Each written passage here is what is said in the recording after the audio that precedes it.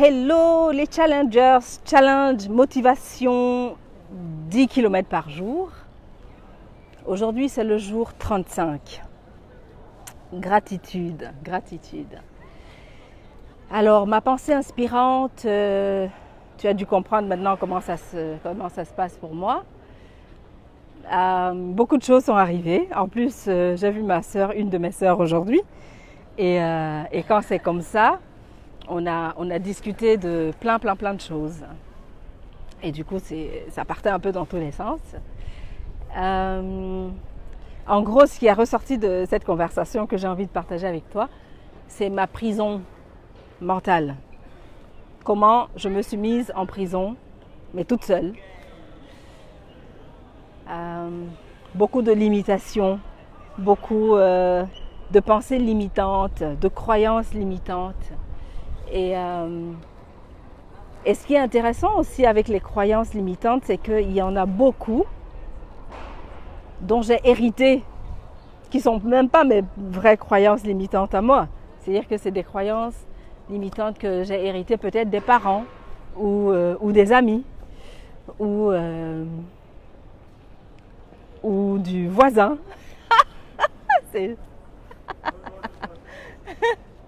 Je suis avec mon frère qui secoue la tête en disant c'est pas mal. Et nous avons parlé, ma soeur et moi, des rôles modèles que nous pouvons avoir dans la vie. Et j'ai une de mes sœurs dont j'ai hérité de pensées limitantes.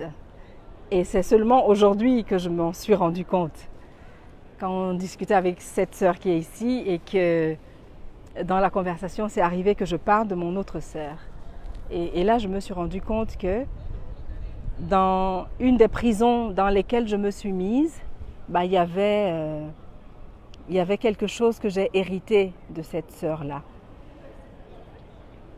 Les pensées limitantes. Est-ce que toi, tu as des pensées limitantes? Est-ce que tu as des croyances limitantes?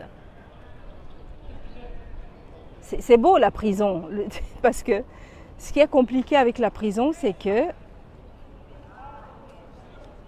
je pensais que c'est quelqu'un qui me mettait dans la prison, tu vois?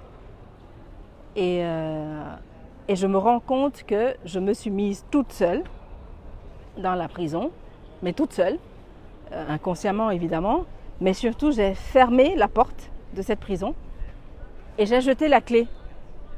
Tu vois, donc genre, ça allait vraiment être très compliqué d'en sortir.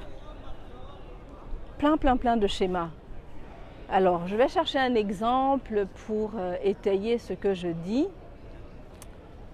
Par exemple, là, c'est une autre conversation que j'ai eue avec mon frère qui est assis juste à côté. Il n'y a jamais eu d'entrepreneur dans ma famille. Tu vois? Donc, une de mes pensées limitantes, c'est que d'abord, je ne peux pas être entrepreneur et encore moins une entrepreneur qui cartonne.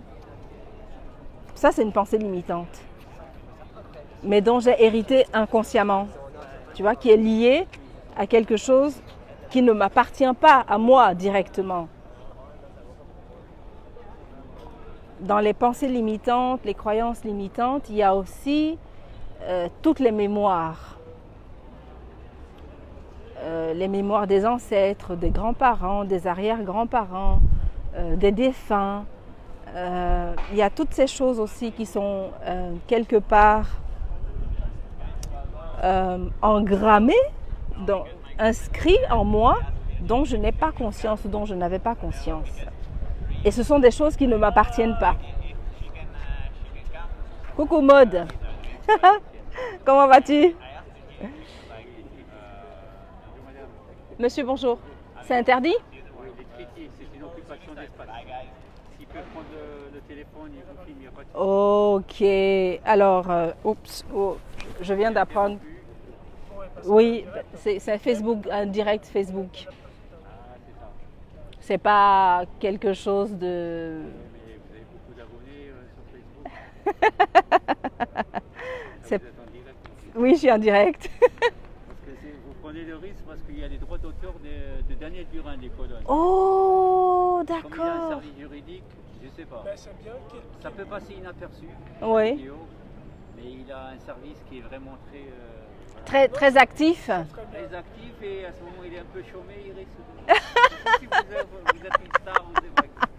ça sera l'occasion de... Je vous laisse finir tranquillement. Merci. Les doigts, Fingers crossed. Pardon, je suis en train de rire, je vous raconte pas ce qui se passe en direct. C'est que, voilà, c'est exactement ça. Je vous explique, je t'explique en fait. Donc, en général, quand j'arrive, je pose toujours la question. Là, aujourd'hui, je ne sais même pas pourquoi, je n'ai même pas pensé à poser la question. Et apparemment, la personne qui a fait ceci, c'est très artistique, peut demander des droits d'auteur. Donc, il y a un monsieur qui est venu me dire que ouais, mais c'est un trépied, qu'est-ce que c'est que tu es en train de faire? Pourquoi on voit mon soutien-gorge? C'est pas normal ça.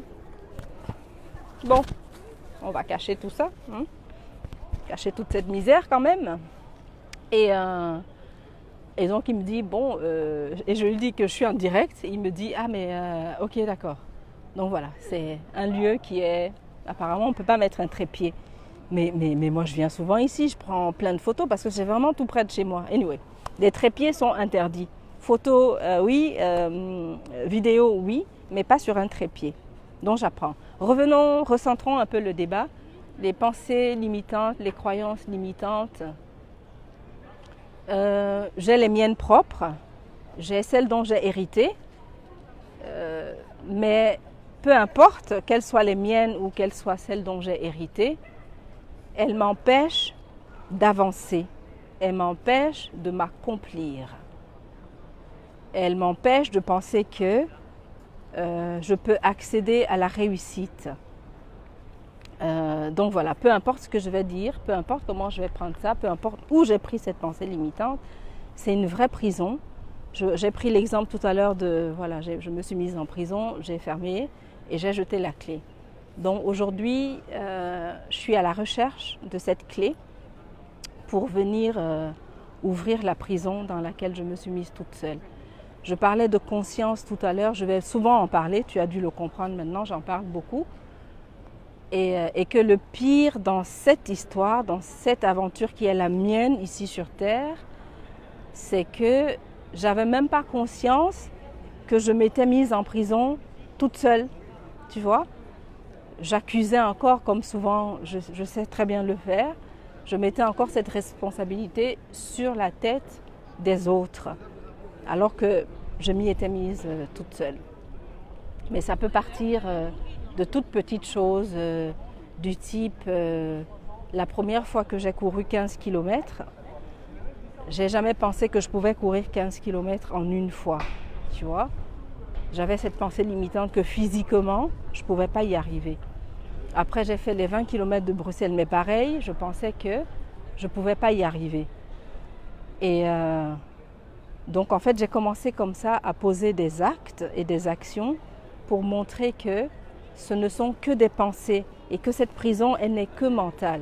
Parce que si je déploie l'énergie pour aller accomplir ce que j'ai envie d'accomplir, évidemment que je vais y arriver.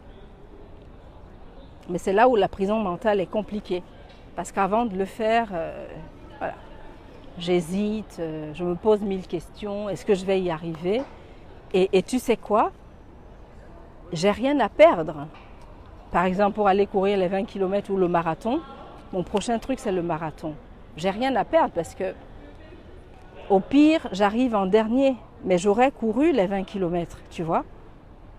Donc, j'aurais gagné quelque chose. Je me serais mise en route, je me serais mise en marche et j'aurais couru ça, j'aurais marché ça. Donc, j'ai rien à perdre.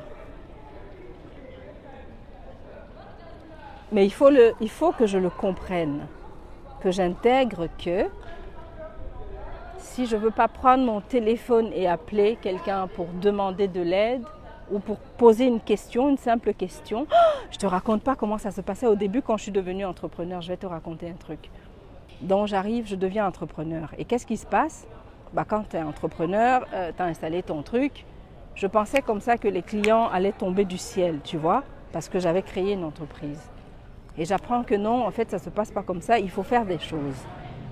Et dans ces choses, ça impliquait par exemple prendre le téléphone et appeler. Je ne te raconte pas l'énergie que j'ai dû déployer pour prendre le téléphone et passer un coup de fil. Et tu sais pour faire quoi? Pour demander qui est-ce qui pouvait m'aider à faire quelque chose. Tu vois la pensée limitante. Et j'étais là bloquée derrière mon téléphone. Je faisais, est-ce que j'appuie sur OK? Je lance l'appel? Je ne lance pas l'appel? Il n'y avait aucun enjeu. Au pire, on me disait non, c'est pas moi qui m'occupe de ça, demandez à quelqu'un d'autre. Au pire, le client que j'étais en train de démarcher me disait non, j'ai pas besoin de vos services, ciao, au revoir. Mais j'ai passé un temps fou et une énergie folle juste parce que dans ma tête, il y a Gad Elmaleh qui dit j'achète ou j'achète pas, je fais ou je fais pas. Et puis la première fois que j'ai fait ça, j'ai vraiment eu l'impression d'avoir gagné, je ne sais pas, le plus grand marché de ma vie. Et au fil du temps, il y a donc comme ça plein de choses. Et à chaque fois que je me mets en action, à chaque fois que je pose un acte ou une action, je me rends compte qu'en fait c'est juste une prison mentale. Ce n'est pas quelque chose de réel. C'est juste un truc que j'ai imaginé. Voilà ce que je voulais partager avec toi aujourd'hui. Il veut dire quelque chose ou pas? Non, il dit qu'il ne veut rien dire. Ok. Je te donne rendez-vous demain pour arrêter de déblatérer, blablabla. Pour le jour 36, challenge motivation 10 km tous les jours. Je n'ai pas encore fait tous mes 10 km, j'en ai fait 5 ce matin. Là, avec Bertrand, on va faire les 5 autres. Allez, bisous, bisous. Ciao, ciao. À demain.